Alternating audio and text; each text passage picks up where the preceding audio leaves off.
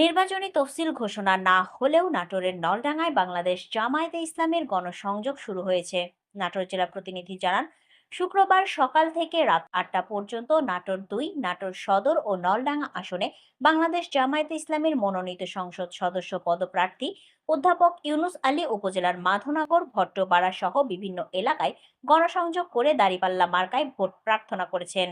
গণসংযোগে অংশ নেন নলডাঙ্গা উপজেলার জামায়াত ইসলামের আমির আব্দুর রব, আব্দুর রাজ্জাক, মাওলানা আবু নওশাদ নোমানী, আশরাফুল ইসলাম, মানিক প্রাং, জাহিদ হোসেন রতন, রাজু সর্দার, লাবলু প্রাং, মাজেদুল ইসলাম সহ অন্যান্যরা। সুতরাং হিন্দুরা এবারে ইনশাআল্লাহ জামাতকে বিশ্বাস করছে, জামাতের কাছে হিন্দুরা নিরাপদ। অন্য রাজনৈতিক দল যারা রয়েছে তারা পরিষ্কার বুঝেছে জামাত ইসলামী প্রতিহিংসা রাজনীতি করে না। জামাত ইসলামী কোন দলের বিরুদ্ধে, কোন পার্টির কোন প্রোগ্রামে কোন বাধা দেওয়া, হামলা করা জামাত ইসলামী জীবনে করে না। জামাত ইসলামীর কাছে সবাই নিরাপদ। সুতরাং আগামী নির্বাচনে জামাত ইসলামের প্রতি মানুষের আকর্ষণ এমন বৃদ্ধি পেয়েছে, সব দল মতের মানুষ দলে দলে জামাত ইসলামীতে যোগদান করছে। গত এপ্রিল মাসে 20 দিনের মধ্যে নাটোরে 94,500 জন অন্য দলের লোকজন জামাত ইসলামীতে যোগদান করেছে।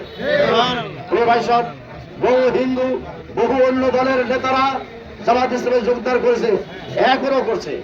আল্লাহর মেহেরবানিতে সাইদি সাহেবের দোয়া ইনশাআল্লাহ কবুল হবে আর কয়েকদিন পর। উনি বলেছেন, আমার জীবনের বিনিময় হলে আল্লাহ তুমি বাংলাদেশকে ইসলামের রাষ্ট্র করে দাও।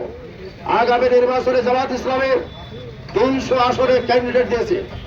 জামাত ইসলামের ক্যান্ডিডেট কোন টোকায়, কোন মাস্তান, বেশি শক্তির অধিকারী কেউ হতে পারে না। জামাতের এমপি হতে হলে তার মধ্যে যোগ্যতা থাকতে হবে, তার চরিত্র থাকতে হবে, তার সততা এবং আমানতদারিতা দেখেই জামাত ইসলামী নমিনেশন দেয়। ভাই সব এই জন্য জাতি রাস্তা হাজার করছে। জাতি আজকে তাকিয়ে আছে, সব দলকে দেখেছি, এবারে জামাতকে দেখতে চাই।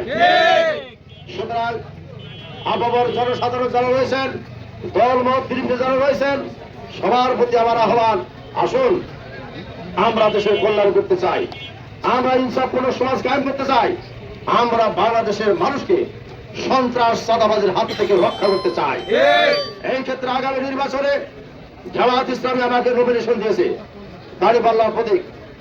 এই নাটোর উপজেলার সার্বিক উন্নয়ন, সন্ত্রাস দমন, দুর্নীতিকে প্রতিরোধ করা, চাঁদাবাজি দূর করার জন্য আমি দৃঢ় প্রতিজ্ঞ।